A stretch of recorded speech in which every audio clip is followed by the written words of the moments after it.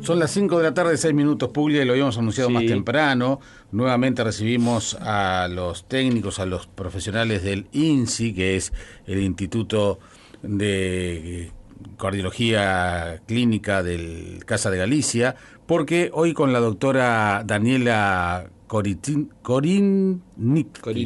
¿Está bien? Bueno, mucha consonante. Pasa que lo había leído más temprano y lo había practicado.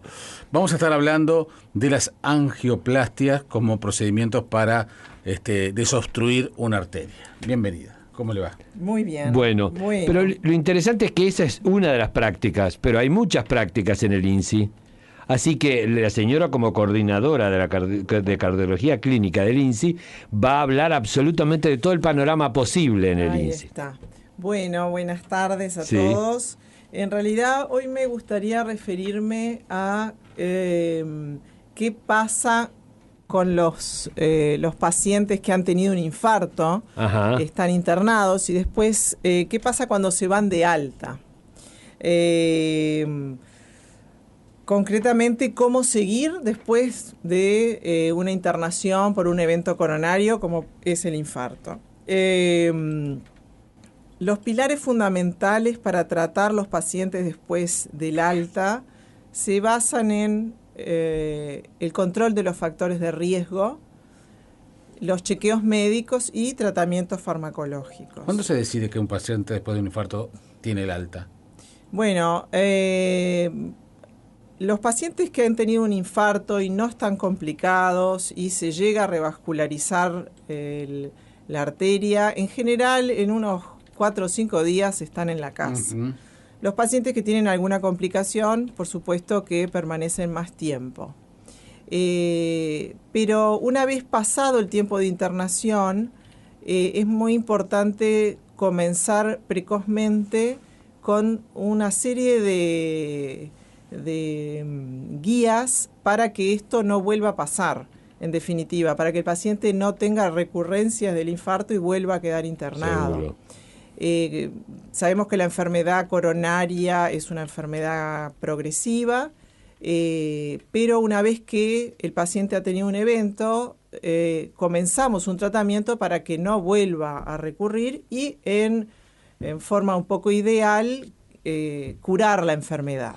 Yo tenía un amigo que tenía una vida un poco desordenada y le vino un infarto. Y él hablaba de lo que significó esa luz roja en su vida para el cambio de hábitos. Ahí está. ¿Es tan fuerte, digamos, esa situación para un paciente, digamos, para que realmente cambie radicalmente su modo de vida? Sí. Psicológicamente, los pacientes que tienen un infarto se ven afectados en la mayoría de las veces. En la gran mayoría de los casos, un evento casi como un accidente. Están bien, al rato empiezan a sentirse mal y al rato están en una sala de angioplastia para abrir la arteria que está provocando el infarto. Entonces, en esos pacientes realmente lo viven como un accidente, como algo de instalación aguda, que de un momento a otro cambió sus vidas. Yo les insisto mucho a los pacientes que el beneficio de tener un infarto, digamos, el primer beneficio es de quedar vivo después de un infarto, porque hay un gran porcentaje de pacientes que tienen un infarto y se mueren en el mismo evento. ¿Es posible manejar un porcentaje? Bueno, depende del tipo, son estadísticas que a veces se ha manejado que hasta un 50% de los infartos mueren antes de llegar al hospital. O sea que de los que quedan vivos, es muy importante que sean conscientes de que en definitiva ellos tenían una enfermedad que no sabía él ni los médicos, que a partir de este momento que han tenido un infarto, sabemos que la tiene y se empieza a tratar. O sea, hasta ahora tenía la enfermedad y no estaba tratado. A partir de ahora sí, y eso es un gran beneficio. Por otro lado, es una segunda oportunidad. En definitiva, la vida le dijo, bueno, tenés una enfermedad, tuviste estuviste con un riesgo muy importante vital, o sea, te podrías haber muerto, pero estás vivo y tenés la chance de tomar ciertas medidas que quizás es lo más importante de todo esto, para evitar que esto vuelva a pasar. Básicamente es el control de los factores de riesgo con el cambio de estilo de vida, los chequeos médicos periódicos, y el tratamiento farmacológico que los va a acompañar en la mayoría de los casos de por vida. Con respecto el control de los factores de riesgo, son los mismos factores de riesgo que se aplican para los pacientes que no tienen todavía la enfermedad establecida. Quizás hay que llevarlos de una forma más estricta o a valores más bajos que una persona sin enfermedad. Pero bueno, hay que controlar la obesidad, hay que mantener un perímetro de cintura en el hombre menor de 94, en la mujer menor de 80 centímetros. Eso en términos generales para controlar la obesidad, controlar la diabetes, el colesterol, la presión por abajo de 140/90. Por supuesto que dejar de fumar. El tabaco tiene un efecto protrombótico, quiere decir que es el responsable en parte de los coágulos que se forman dentro de las arterias, que se tapan y producen el infarto. Entonces, el hecho de dejar de fumar tiene un efecto quizás el más beneficioso de todos en términos de porcentaje. Baja la mortalidad, según estudios de muchos pacientes muy serios, hasta en un 36%. ¿Después de un infarto el paciente sigue fumando? Sí, muchos sí, porque no te olvides que el tabaquismo es una adicción. Sí, pero el cimbronazo es el fuerte. susto, vos decís el susto capaz que lo paraliza. Sí, claro. Pero le pasó a mi amigo, entre otras cosas. Bueno, ¿sí? Sí. ¿Dejó de fumar? Sí, claro, pues era muy consciente, porque además, lo voy a decir gráficamente, todos de boquilla es yo me mato como yo quiero, pero eso, hasta que te pasa una cosa de esas. Claro. Sí. No, entonces... Sí. Realmente lo que modifica el dejar de fumar es muy significativo. Y el susto a veces ayuda a dejar de fumar, sin duda. Igual hay programas para dejar de fumar, hay medicación para dejar de fumar, o sea, está en un poco el paciente la decisión que tome. Seguro. Si quiere darse una chance o no. Y siguiendo con los factores de riesgo, algo muy importante es la actividad física. La actividad física y los programas de rehabilitación que incluyen actividad física, consejos para controlar los factores de riesgo, también han demostrado que bajan la mortalidad hasta en un 22%. O sea que esos programas de rehabilitación, que inclusive el Fondo Nacional de Recursos tiene su programa de prevención secundaria, ha mostrado que bajan la mortalidad, bajan la recurrencia de eventos y estos planes que tienen actividad física, ejercicio, se ve que la disminución del riesgo es a expensas de el efecto que hace el ejercicio en el paciente, que son efectos metabólicos que bajan también el peso, pero sobre todo los efectos psicológicos del ejercicio en los pacientes. El ejercicio hace mejorar el estado de ánimo y psicológicamente hasta aumenta la autoestima del paciente, o sea, tiene efectos psicológicos importantes que se ve que repercuten sobre la enfermedad. Es más, cada vez más se está dando bolilla, digamos, a factores de riesgo sociales, determinantes sociales, que tienen que ver, por ejemplo, con el nivel sociocultural, el estrés, la hostilidad laboral, la depresión, la ansiedad. Todos esos son factores que de alguna forma obstaculizan que el paciente pueda adherirse al nuevo estilo de vida. Ya no me hago mala sangre por ciertas cosas. Te lo dicen. Bueno, sí, en definitiva, la falta a veces de apoyo familiar, de apoyo social, todo eso contribuye a que, bueno, hago lo que puedo y sigo adelante y bueno, digamos que es complejo, pero tenemos a la vista datos que son muy beneficiosos. Uh-huh. De hecho, también las técnicas han mejorado mucho. Antes los pacientes con un infarto se dejaban en la cama, se les daba una aspirina y era esperar un mes acostado a ver qué pasaba. Cómo reaccionaba, cómo evolucionaba. Exacto. Hoy entran en una sala de hemodinamia, se abre la arteria que provocó el infarto y en 3 o 4 días están en la casa. Uh-huh. Sí, por suerte las noticias son buenas. Y cada vez más depende de ese paciente. Exacto, sí. Cada vez depende más. Eso es bueno.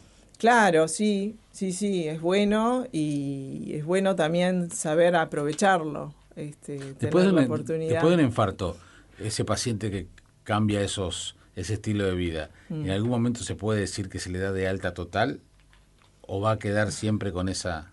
Con la enfermedad que es crónica. O con digamos, en observación, aunque sea periódica. Sí, en realidad los controles cardiológicos se deberían seguir.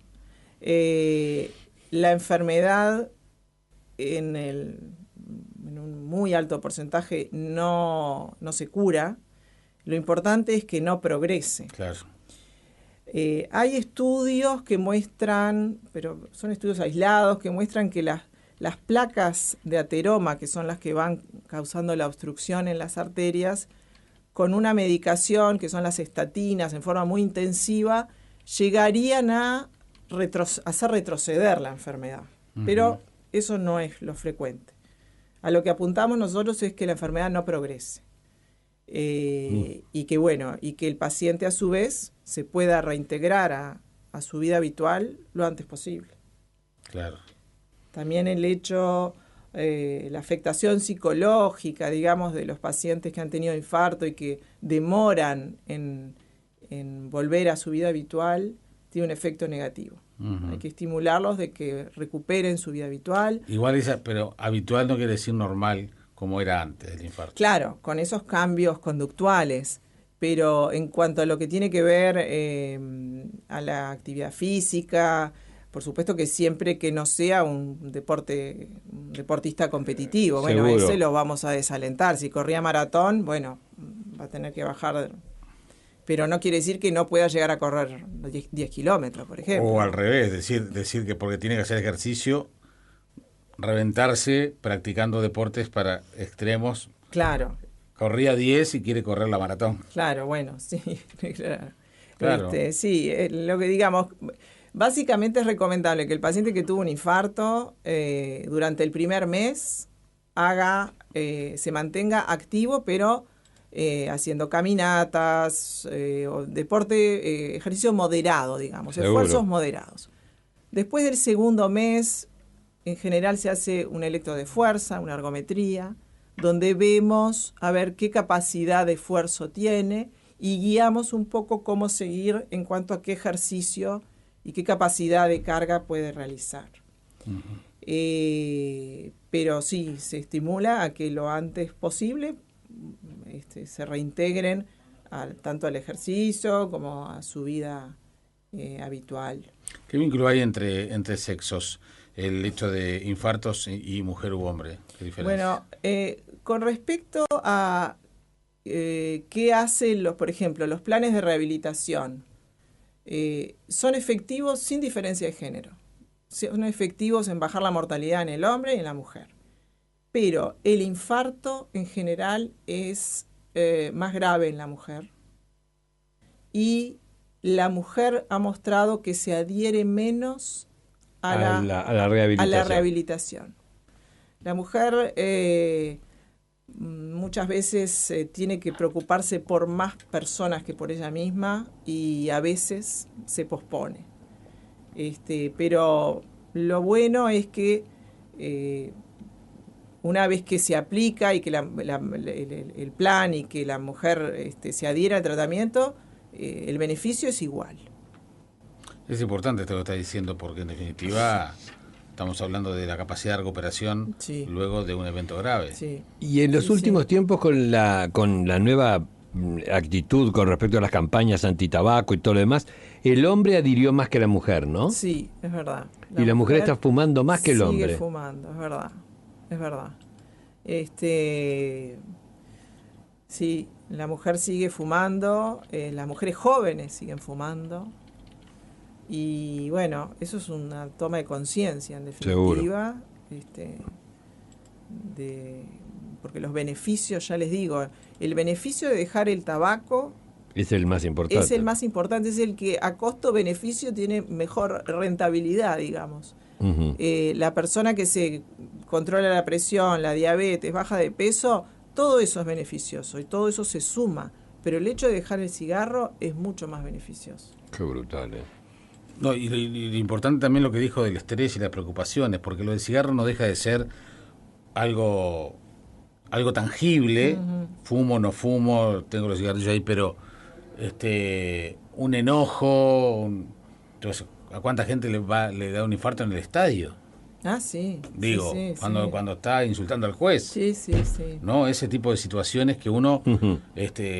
Son menos tangibles. Uno no cree que porque va al estadio una tarde o porque hay un embotellamiento en el tránsito y se pone mal, se ofusca, le puede dar algo. Sí. Seguro, pero eso es porque el combo está todo. Bueno, obviamente. Está todo, la reacción, pero tenés la diabetes, la obesidad, el cigarro, es todo un gran combo. Sí, sin duda que el estrés es el disparador. El disparador.